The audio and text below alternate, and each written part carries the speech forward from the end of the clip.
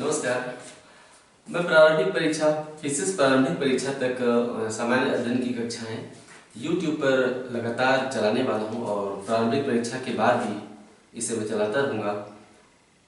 फिलहाल मैं भूगोल की कक्षाएं आयोजित कर रहा हूं। ये विश्व भूगोल का चौथा अध्याय मैं आज आपके लिए स्टार्ट करने जा रहा हूं। ज्वारभाटा, सूर्य ग्रहण और चंद्र ग्रहण।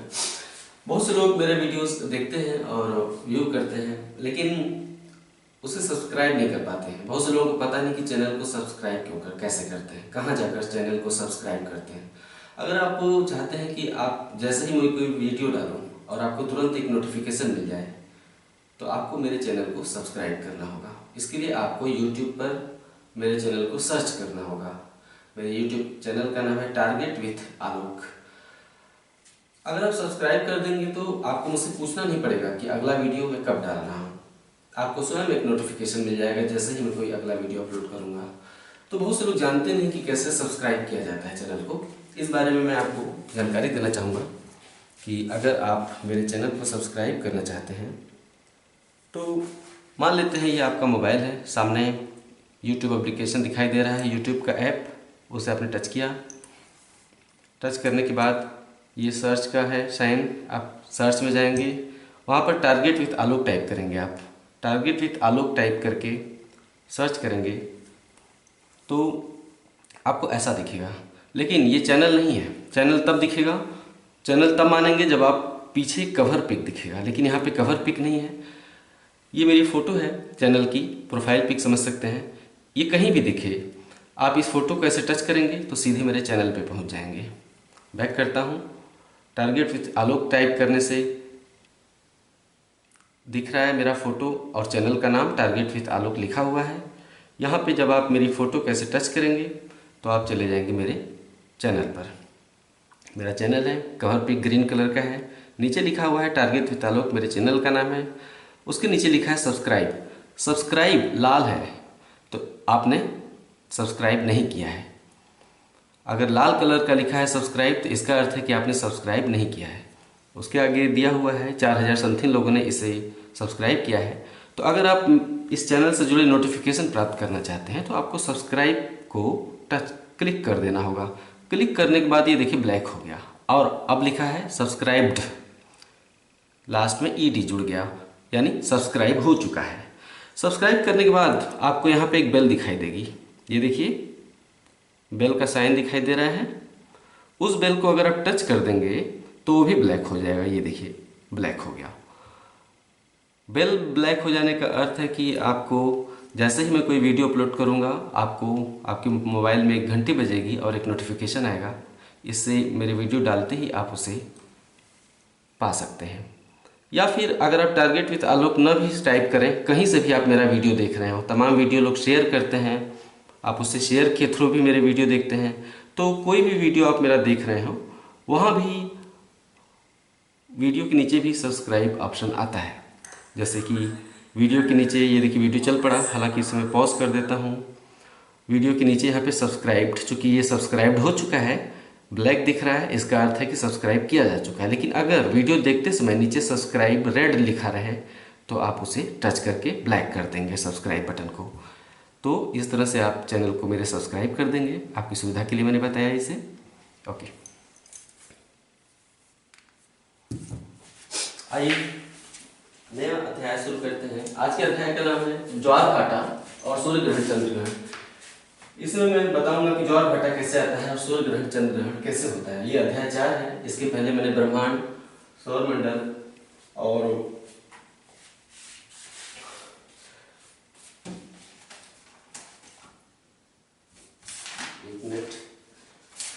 इसके पहले मैंने ब्रह्मांड, सौरमंडल और पृथ्वी पर दिन रात और मौसम परिवर्तन के बारे में बताया था। चौथे अध्याय में ज्वारभाटा, सूर्य ग्रहण, चंद्र ग्रहण पर बात करूंगा। आइए ज्वारभाटा शुरू करते हैं। समुद्र का सतह, सामान्य सतह हम इतना मान लें तो दिन 24 घंटे में 2 बार समुद्र का सतह ऊपर उठ जाता है। 2 बार जब समुद्र का सतह ऊपर उठ जाए तो उसे हम ज्वार कहते हैं, और जब समुद्र का सतह औसत सतह से नीचे चला जाए तो उसे क्या कहते हैं? भाटा। हम लहरों या तरंगों की बात नहीं कर रहे हैं, हम समग्र सतह को ऊपर उठने या सतह के नीचे जाने की बात कर रहे हैं। तो जब समुद्र का सतह ऊपर उठ जाए तो ज्वार, और समुद्र सतह नीचे चला जाए तो भाटा कहते हैं। सवाल है कि समुद्र का सतह ऊपर क्यों उठता है या नीचे क्यों चला जाता है, ज्वार या भाटा क्यों आता है? समझाने के लिए पहले तो बता दें कि कारण क्या है। ज्वार भाटा का कारण चंद्रमा और सूर्य की आकर्षण शक्ति है। पृथ्वी पर महासागर में जो ज्वार और भाटा आता है उसका कारण चंद्रमा और सूर्य की आकर्षण शक्ति है। किसी भी वस्तु में अगर द्रव्यमान है तो उसमें एक आकर्षण होता है। जितना बड़ा द्रव्यमान, जितना बड़ा वस्तु उतना ज्यादा द्रव्यमान और उतना ज्यादा आकर्षण। आप कहेंगे कि सूर्य का आकर्षण शक्ति पृथ्वी पर अधिक होना चाहिए क्योंकि सूर्य बहुत बड़ा है। लेकिन सूर्य बड़ा है तो क्या हुआ, सूर्य बहुत दूर है। सूर्य की पृथ्वी से दूरी 14.98 करोड़ किलोमीटर है। कितनी? 14.98 करोड़ किलोमीटर है। इसलिए सूर्य इतना दूर है कि उसकी आकर्षण शक्ति पृथ्वी पर उतनी नहीं लगती है, हालांकि लगती है। लेकिन चंद्रमा महज 2,84,000 किलोमीटर की दूरी पर है, लगभग 15 करोड़ किलोमीटर दूर, लगभग 2,84,000 किलोमीटर दूर। इसलिए चंद्रमा छोटा होते हुए भी पृथ्वी पर आकर्षण शक्ति अधिक लगाता है। यही कारण है कि ज्वार भाटा में मुख्य भूमिका चंद्रमा के आकर्षण शक्ति की होती है, अर्थात चंद्रमा पृथ्वी पर वस्तुओं को अपनी तरफ खींचना चाहता है पृथ्वी से। तो ज्वार भाटा में मुख्य शक्ति चंद्रमा के आकर्षण शक्ति से ये होता है, ऐसा घटित होता है। होता कैसे है आइए देखें। सामान्य स्थिति में हमने पृथ्वी बनाया, पृथ्वी के चारों तरफ जल राशि हमने बना दी, सागरीय क्षेत्र जो कि पृथ्वी को घेरे हुए है, महासागर क्षेत्र। अब हमने यहाँ पे दिखाया, यहाँ पर सामान्य स्थिति है। लेकिन ज्वार के समय कैसा होता है, भाटा के समय आप यहाँ पे देखिए, पृथ्वी चंद्रमा मूल लिखा है, ये एरो दिखा रहा है कि चंद्रमा पृथ्वी पर अपनी तरफ चीजों को खींचना चाह रहा है। जल अपने आकार को बहुत ही आसानी से बदल देता है, ठोस नहीं बदल पाता। जल पर थोड़ा भी बल लगाते ही वो अपने आकार को आसानी से बदल देता है। तो धरती पर जो जल राशि है महासागर के रूप में, वो चंद्रमा की ओर खींचना चाहती है। सागर सतह वहीं उठेगा जिसके सामने चंद्रमा होगा, यानी धरती के जिस महासागरीय बिंदु के ऊपर उसमें चंद्रमा होगा, उस महासागरीय बिंदु में उठान आएगा। महासागर ऊपर की ओर उठना चाहता है उस बिंदु पर, जिस बिंदु पर ऊपर चंद्रमा है। तो ये देखिए चंद्रमा ठीक जहां ऊपर है वहां पर महासागर जो सतह है ऊपर उठा हुआ हमने दिखाया। ये अर्थ है कि यहाँ पर ज्वार आता है। सवाल है कि हमने पीछे भी उठा हुआ दिखाया है, यानी धरती के ठीक विपरीत दिशा में जो महासागर क्षेत्र है वो भी उठ जाता है। यानी ज्वार एक साथ धरती पर दो जगहों पर आता है, एक तो चंद्रमा के सामने वाले भाग पर और दूसरे पृथ्वी के विपरीत वाले भाग पर साथ साथ ज्वार आएगा। यानी एक ही समय में पृथ्वी पर दो जगहों पर ज्वार आएगा। एक चंद्रमा के सामने वाले भाग पर ज्वार आया, समुद्र सतह ऊपर उठ गया, किस लिए? क्योंकि चंद्रमा ने आकर्षण शक्ति लगाया। यहां ज्वार क्यों आया? यहां ज्वार इसलिए आता है कि आप कल्पना करिए कि अगर आप 20 ईंटों को हाथ में लेकर चल रहे हैं, 20 ईंटों को हाथ में ऐसे लेकर चल रहे हैं, या किसी 25 या 30 किलो के बोरिए को लेकर हाथ में अगर आगे आप चल रहे हैं, तो उसके विपरीत आप एक ताकत लगाते हैं। परिणामस्वरूप आपको अगर चलना है 30 या 40 किलो या 25 या 30 किलो वजन लेके, तो आप सीधे नहीं चल सकते हैं, आपको पीछे एक जोर लगाना होता है। क्यों लगाते हैं? ताकि आगे जो बल लगाया जा रहा है उसे आप संतुलित कर सकें। इसे कहते हैं विपरीत बल, आप केंद्रीय बल भी कह सकते हैं। तो उस भार को समायोजित करने के लिए आपको पीछे झुकना पड़ता है, यानी जितना बल आगे लगा है उतना ही बल आप पीछे लगाने का प्रयास करते हैं। ठीक इसी प्रकार पृथ्वी घूर्णन करती है। पृथ्वी घूर्णन करती है तो अगर चंद्रमा पृथ्वी पर चीजों को अपनी तरफ खींचना चाह रहा है तो पृथ्वी अपनी घूर्णन को कंट्रोल करने के लिए, संतुलित बनाए रखने के लिए चंद्रमा के विपरीत एक बल लगाती है। पृथ्वी स्वयं चंद्रमा के विपरीत एक बल लगाती है ताकि वो अपने घूर्णन को मेंटेन रख सके, संतुलित रख सके। इसे हम अपकेंद्री बल कहते हैं, अपकेंद्री। तो चंद्रमा से जनित आकर्षण शक्ति की ओर पृथ्वी में जो खिंचाव होता है उसको संतुलित करने के लिए पृथ्वी एक विपरीत बल लगाई है। यही कारण है कि यहाँ की जल राशि भी पीछे की ओर ऊपर उठ जाती है, पीछे नहीं मतलब सागरीय सतह तो हर जगह ऊपर उठेगा, ये तो चित्र में ऐसा दिखाया है आगे पीछे। तो पृथ्वी के ठीक उल्टा वाला इलाका जो सागरीय सतह है वो वहां का सतह भी ऊपर उठ जाता है। इस तरह से एक ही समय में दो जगहों पर ज्वार आता है। एक प्रतिक्रिया और होती है, सामने वाला ज्वार, पीछे वाला ज्वार, इन दोनों के साइड में पार्श्व का जो किनारा है, दोनों ज्वार के पार्श्व का जो किनारा है वहां पे जल राशि धंस जाएगी। क्यों? क्योंकि जल की अधिकतर मात्रा कहाँ आ गई? यहाँ आ गई और यहाँ आ गई, तो स्वाभाविक रूप से यहाँ पर जल की कमी हो जाएगी। इसके चलते जल सिकुड़ जाता है, यानी सागर सतह नीचे चला जाता है, उसे हम भाटा कहते हैं। समझ में आया आपको? एक ही समय में दो जगहों पर ज्वार और दो जगहों पर भाटा, यानी सिर्फ ज्वार नहीं आता है, एक ज्वार आएगा तो दूसरा ज्वार भी आएगा और साथ ही में दो भाटा भी आएंगे। यानी एक ही समय में दो ज्वार आता है और दो भाटा आता है पृथ्वी पर अलग अलग जगहों पर। एक ही समय में पृथ्वी पर अलग अलग जगहों पे दो ज्वार आते हैं और दो भाटा आते हैं, यानी दो जगहों पर सागर सतह ऊपर उठता है और दो जगहों पर सागर सतह नीचे जाता है। एक ही समय की बात कर रहा हूं। अब सवाल है कि एक ही समय एक ही जगह पर, अभी तक तो था एक ही समय पे चार जगह टोटल प्रभाव पड़ रहा है, अब है कि एक ही जगह पर 24 घंटे में कितनी बार ज्वार आएगा? पृथ्वी एक चक्कर कितने समय में लगाती है? 24 घंटे में। पृथ्वी 24 घंटे में अपना एक घूर्णन अपने अक्ष पर पूरा करती है। 12 घंटे बाद यही स्थल, हम स्थल की बात कर रहे हैं, 12 घंटे बाद ये स्थल कहां होगा? यहां होगा। पृथ्वी 24 घंटे में एक चक्कर लगाती है, तो 12 घंटे में आधा चक्कर लगाएगी, तो 12 घंटे बाद ये वाला बिंदु घूम के यहां आ जाएगा और ये वाला बिंदु पीछे से घूम के यहां आ जाएगा। यानी यहां पर ज्वार अगर आया था तो 12 घंटे बाद ये स्थल घूम के यहां आ जाएगा और ये वाला हिस्सा चंद्रमा के सामने चला जाएगा। ये जब यहां आ जाएगा तो यहां फिर ज्वार आएगा और परिणामस्वरूप फिर विपरीत दिशा में ज्वार आएगा। यही कारण है कि 24 घंटे में एक ही स्थल पर दो बार ज्वार आता है और एक ही स्थल पर परिणामस्वरूप दो बार भाटा भी आएगा। अगर 24 घंटे में एक ही जगह पर दो बार ज्वार आएगा तो परिणामस्वरूप एक ही जगह पर दो बार भाटा भी आएगा। ये पूरा वृत्त कितने घंटे का है? पृथ्वी कितने घंटे में घूमती है अपने अक्ष पर? 24 घंटे में। तो हम इस वृत्त को 24 घंटे का मान लेते हैं। उस हिसाब से यहां से यहां पहुंचने में पृथ्वी को 6 घंटे 6h, यहां से यहां पहुंचने में 6 घंटे, फिर यहां से यहां पहुंचने में 6 घंटे, फिर यहां से यहां पहुंचने में 6 घंटे, टोटल कितना हो गया? 24 घंटे। इसका अर्थ है कि किसी भी स्थान पर अगर ज्वार आएगा तो 6 घंटे बाद क्या आएगा? घूमते हुए भाटा आएगा। 12 घंटे बाद क्या आएगा? ज्वार आएगा। एक ही स्थल पर 12 घंटे बाद पुनः ज्वार आएगा और 6 घंटे बाद भाटा आएगा।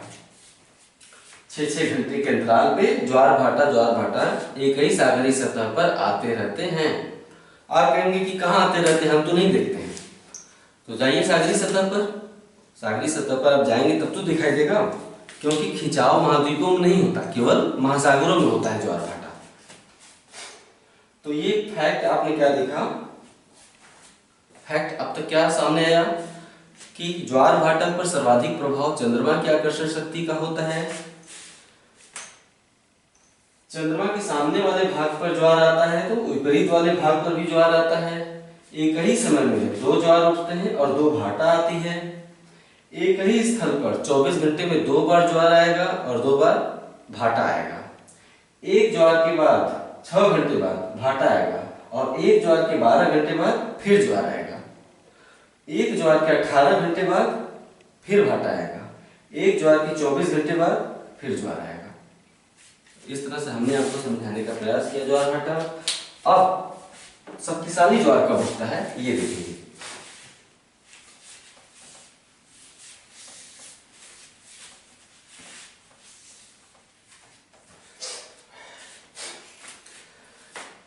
जब सूर्य ये है पृथ्वी, ये चंद्रमा और ये सूर्य। जब सूर्य, चंद्रमा और पृथ्वी, चंद्रमा क्या कर रहा है, पृथ्वी का चक्कर लगा रहा है, चंद्रमा पृथ्वी का चक्कर लगा रहा है, परिक्रमा कर रहा है। अब पृथ्वी किसकी परिक्रमा कर रही है, सूर्य की, पृथ्वी सूर्य की परिक्रमा कर रही है। तो जब चंद्रमा पृथ्वी की परिक्रमा करते हुए, चंद्रमा पृथ्वी की परिक्रमा करते हुए अर्थ, EARTH, ये क्या है, सन, और ये M। जब चंद्रमा पृथ्वी की परिक्रमा करते हुए पृथ्वी और सूर्य के बीच में आ जाता है, अर्थात सूर्य, चंद्रमा और पृथ्वी एक सीधी रेखा में आ जाते हैं, तो दीर्घ ज्वार आता है। इस स्थिति को क्या कहते हैं, दीर्घ ज्वार। दीर्घ ज्वार कब आता है, जब सूर्य, चंद्रमा और पृथ्वी एक सीध में आ जाएं, तो पृथ्वी पर चंद्रमा और सूर्य की आकर्षण शक्ति का प्रभाव सम्मिलित रूप से पड़ता है। चंद्रमा और सूर्य की आकर्षण शक्ति का प्रभाव पृथ्वी पर सम्मिलित रूप से पड़ता है, सम्मिलित खिंचाव बल पैदा करते हैं। ऐसी स्थिति में पृथ्वी पर महासागरीय सतह पर अधिक उठान होता है, अर्थात महासागर अधिक उठने का प्रयास करता है, क्योंकि दोनों द्वारा सम्मिलित बल लगाया जाता है। इस स्थिति को दीर्घ ज्वार कहते हैं। दीर्घ ज्वार की भी दो स्थितियां होती हैं। जरूरी नहीं कि चंद्रमा ही बीच में आए, पृथ्वी भी बीच में आ सकती है। जरूरी नहीं है कि एक सीध में रहने के लिए चंद्रमा ही बीच में आए, पृथ्वी भी चंद्रमा और सूर्य के बीच में आ सकती है। कैसे, जब ये चंद्रमा पृथ्वी की परिक्रमा करते हुए यहां पर आ जाएगा, जब चंद्रमा पृथ्वी की परिक्रमा करते हुए यहां पर आ जाएगा, तो आप देखिए फिर एक सीधी रेखा में आ गए तीनों। तो इधर से सूर्य का खिंचाव और इधर से पृथ्वी का, चंद्रमा का खिंचाव। ऐसी स्थिति में भी आकर्षण शक्ति बढ़ जाती है। इस स्थिति को भी दीर्घ ज्वारी कहते हैं। किसी भी स्थिति में चंद्रमा, पृथ्वी और सूर्य एक सीधी रेखा में आ जाएंगे तो दीर्घ ज्वार आएगा, चाहे चंद्रमा यहां पर आ जाए या फिर यहां पर आ जाए।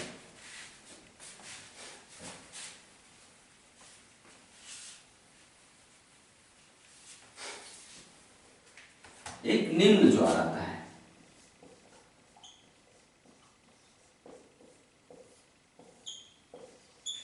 निम्न ज्वार का अर्थ है कि प्रश्न पूछा जाता है कि निम्न ज्वार किस स्थिति में आएगा।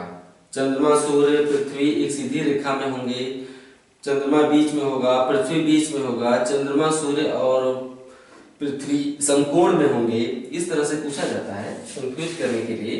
निम्न ज्वार का अर्थ है कि सागर सतह ज्वार तो आया लेकिन उतना भयंकर ज्वार नहीं आया। सागर सतह बहुत कम ही ऊपर उठता है, जबकि चंद्रमा की आकर्षण शक्ति समान है, सूरज की भी समान है, लेकिन एक निम्न ज्वार भी आता है जिसमें कि सागर सतह बहुत ऊपर न उठकर थोड़ा सा ऊपर उठता है। ऐसा तब होता है जब पृथ्वी, अर्थ, चंद्रमा, मून और सूर्य, पृथ्वी, चंद्रमा और सूर्य, सन, समकोण की स्थिति में। चंद्रमा तो पृथ्वी की परिक्रमा कर ही रहा है, तो जब पृथ्वी, चंद्रमा और सूर्य समकोण की स्थिति में हो तो चंद्रमा और सूर्य का जो आकर्षण बल है वो एक दूसरे के विपरीत काम करने लगता है, जिससे न इसकी आकर्षण शक्ति प्रभावी हो पाती है और न ही इसकी प्रभावी हो पाती है। परिणाम स्वरूप उस समय महासागरीय सतह पर निम्न ज्वार आता है, उतना खिंचाव पैदा नहीं हो पाता है धरती पर। निम्न ज्वार की भी दो स्थितियां हैं, एक यहां और दूसरा जब चंद्रमा घूर्णन करते हुए यहां आ जाए, तो ये भी निम्न ज्वार की ही स्थिति आप देख रहे हैं। ऐसी स्थिति में भी, किसी भी स्थिति में जब चंद्रमा, पृथ्वी और सूर्य समकोण की स्थिति में आ जाए तो निम्न ज्वार आता है, और जब चंद्रमा, पृथ्वी और सूर्य एक सीधी रेखा में, सरल रेखा में आ जाए तो दीर्घ ज्वार कहलाता है।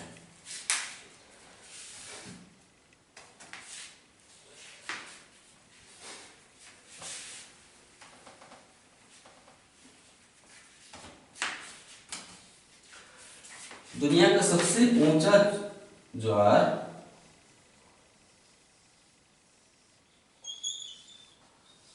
यह अमेरिका, उत्तरी अमेरिका।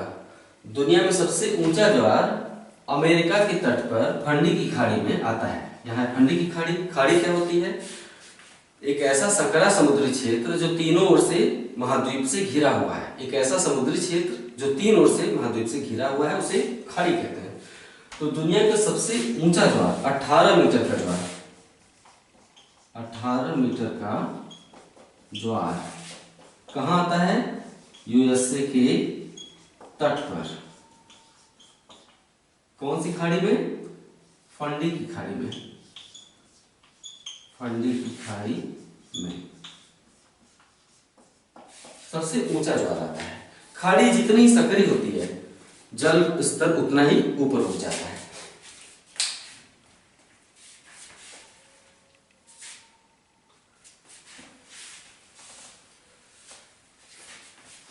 भारत में कहां ज्वार आता है? भारत ज्वार का अनुभव सबसे अच्छा वही होता है जहां सकरी खाड़ियां होती हैं। भारत में कहां कहां खाड़ियां? आइए देखते हैं सकरी खाड़ी।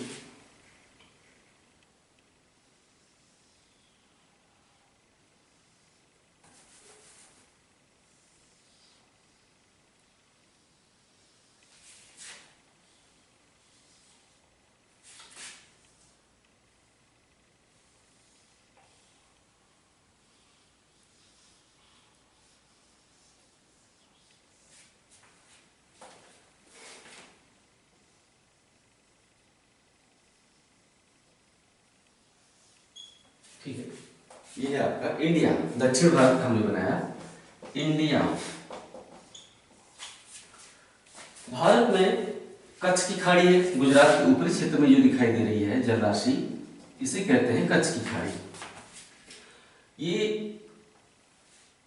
गुजरात के दक्षिणी क्षेत्रों में जो सक्रिय जलराशि है, इसे कहते हैं ये कच्छ की खाड़ी, कच्छ खाड़ी। और गुजरात के दक्षिणी क्षेत्र में जो खाड़ी है उसे कहते हैं खंभात की खाड़ी, खंभात की खाड़ी। खंभात एक जिला है गुजरात का, या एक स्थल है जो कि यहां पर पड़ता है, खंभात। उसी के नाम पर इस खाड़ी का नाम रख दिया गया है, खंभात। तो जब ज्वार आता है महासागरीय क्षेत्रों में, नीचे अरब सागर या हिंद महासागर क्षेत्र में जब ज्वार आता है तो उसका प्रभाव सक्रिय खाड़ियों में ज्यादा दिखाई देता है। भारत में कच्छ की खाड़ी की, सॉरी, खंभात की खाड़ी में और कच्छ की खाड़ी में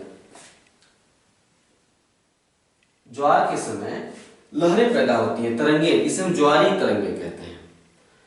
सक्रिय खाड़ियों में ज्वार के समय शक्तिशाली तरंगे उठती हैं जो कि तटों की तरफ चल पड़ती हैं। शक्तिशाली तरंगे, इनको हम कहते हैं ज्वारीय तरंग। तो ज्वारीय तरंगे सबसे ज्यादा कच्छ की खाड़ी और खंभात की खाड़ी में उठते हैं।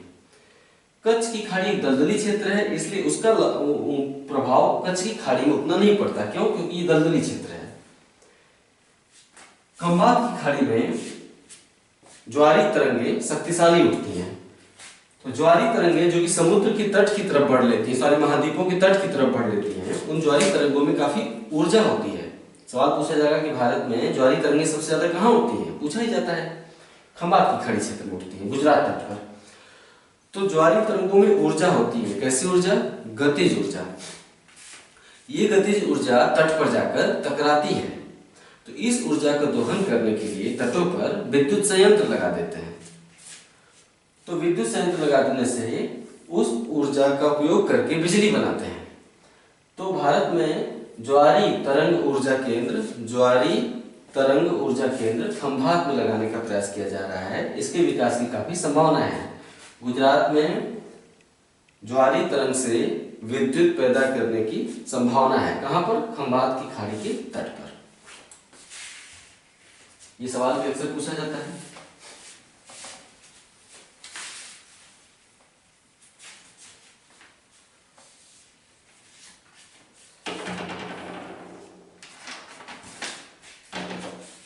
ज्वार भाटा हो गया। अब आइए सूर्य ग्रहण और चंद्र ग्रहण देखते हैं।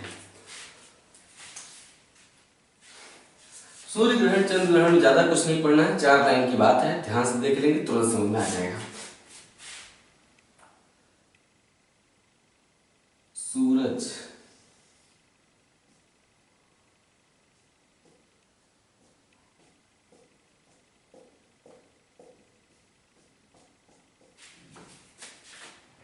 चंद्रमा, पृथ्वी,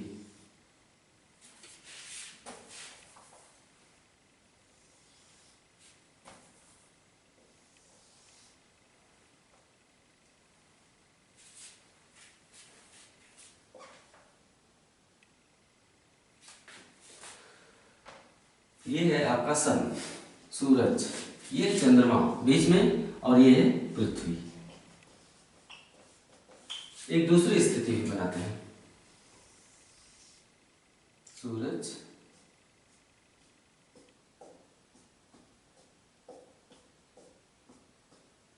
सन, पृथ्वी,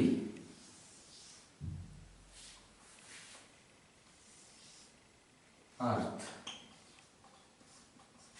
और ये है मून।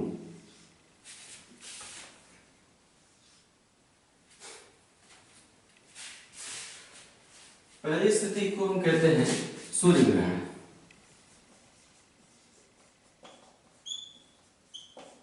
दूसरी स्थिति को कहते हैं चंद्र ग्रहण।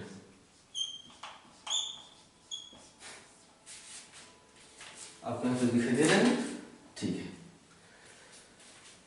ऊपर वाला है सूर्य ग्रहण नंबर 1 और नीचे वाला है चंद्र ग्रहण। क्या अंतर है? ऊपर वाले में जो कि सूर्य ग्रहण है, चंद्रमा बीच में है और चंद्र ग्रहण में पृथ्वी बीच में। चंद्रमा पृथ्वी की परिक्रमा कर रहा है, इसलिए कभी पृथ्वी और सूर्य के बीच में आ सकता है और कभी परिक्रमा करते हुए जब यहां आ जाएगा चंद्रमा, तो पृथ्वी चंद्रमा और सूर्य के बीच में आ जाएगी। ये देखिए, चंद्रमा पृथ्वी और सूर्य के बीच में है और यहाँ पर पृथ्वी चंद्रमा और सूर्य के बीच में है। पहली स्थिति में जब चंद्रमा पृथ्वी और सूर्य के बीच में आ गया, तो सूर्य की जो किरणें हैं जो यहां से निकलती हैं,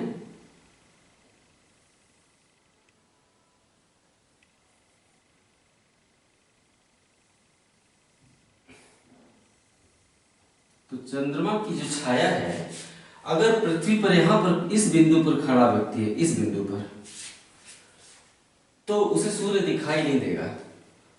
इस बिंदु पर सूर्य की किरणें नहीं पहुंचेंगी। क्यों?